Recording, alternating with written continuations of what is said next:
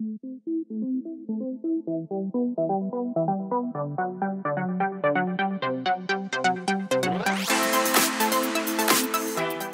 everyone, this is Graeme Anderson from Four Corners of the Board, and today I'm going to be looking at Ambyria.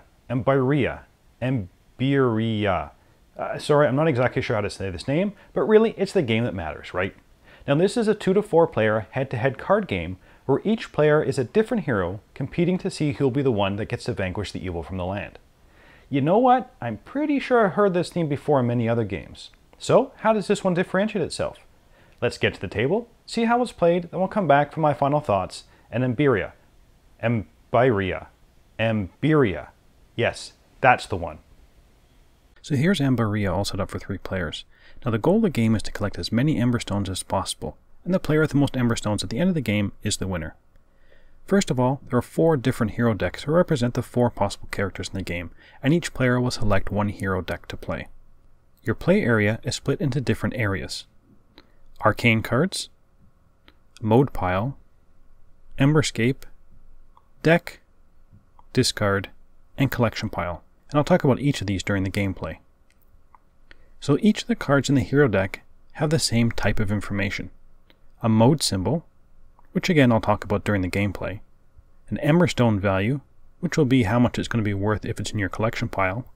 Its name, the effect that will do, and just some flavor text. At the beginning of the game, you're going to shuffle your deck and draw 4 cards face down into your arcane cards row. The basics of the game are quite simple. On a player's turn, they will play 1 card into his or her Ember space and activate any possible effects on that card. So, during a player's turn, they are forced to see if their Emberscape is full. That is, are there 5 cards in the Emberscape? If it is, all those cards go face down in your collection pile and they will be scored at the end of the game.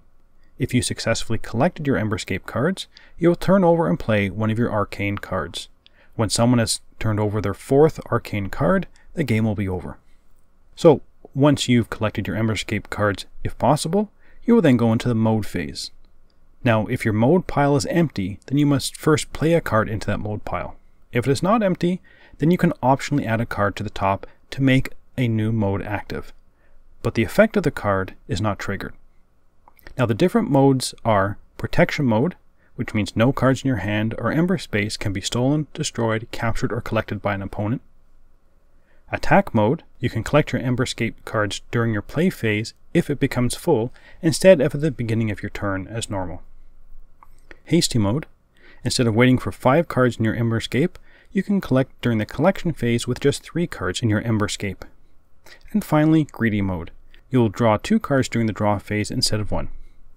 Once the mode phase is done, you will draw 1 card into your hand during the draw phase. Finally, you'll play a card, normally into your Emberscape during the play phase. You'll activate all the text on the just played cards in the order that they appear. If you can play a card, you must play a card during this phase.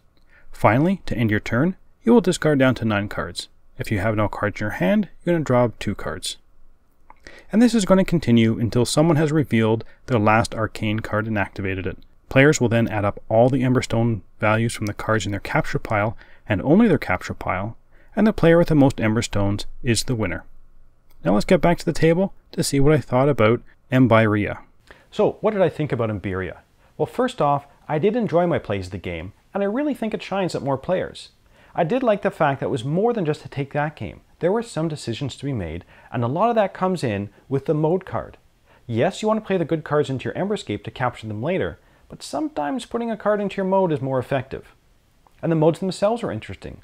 I mean, hasty mode is always good, right? Being able to collect your Emberscape early to make sure other people have less of a chance of putting bad cards in there, but that means you're rushing the end of the game. And because you're collecting less cards and you don't have protection, do you have more Ember Stones in your collection pile than everyone else? Now this is not to say that this is a deeply strategic game. It is quick to learn and easy to play, and although the 4 decks do feel different, they really don't feel different enough, as there are common cards to each deck, and that's where some of my problems start to come up. Now there are only 4 decks in the game. There's no common cards that can be added, there's no way to alter your deck. Once you've seen all the cards, you know what to expect. I also found that the game was more about learning your own deck than really learning how to play against one of the other decks.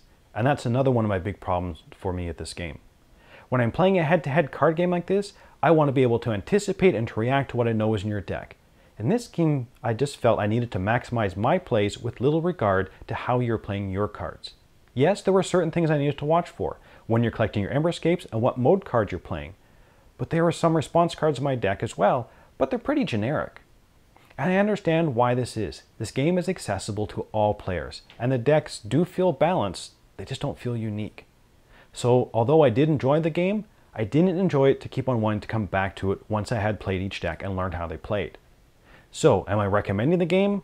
Well, sort of. It is a decent game and good for a few plays, but really unless they start to release expansions for the game and give you the ability to customize how your decks work, I think I'm going to have to pass. This game is so close to being a recommendation, but due to the lack of variety, it just misses the mark. And really, that's all for the moment. So as always, thanks for watching. Thanks so much for watching the Dice Tower videos. Find more great videos and reviews as well as our top-rated audio podcast at Dicetower.com. You can also find other great shows at Dicetowernetwork.com. I'm Eric Summerer, and you've been watching The Dice Tower. The Dice Tower is sponsored by Cool Stuff Inc., where you can find great games for great prices. Cool stuff in stock. Check them out at CoolStuffInc.com.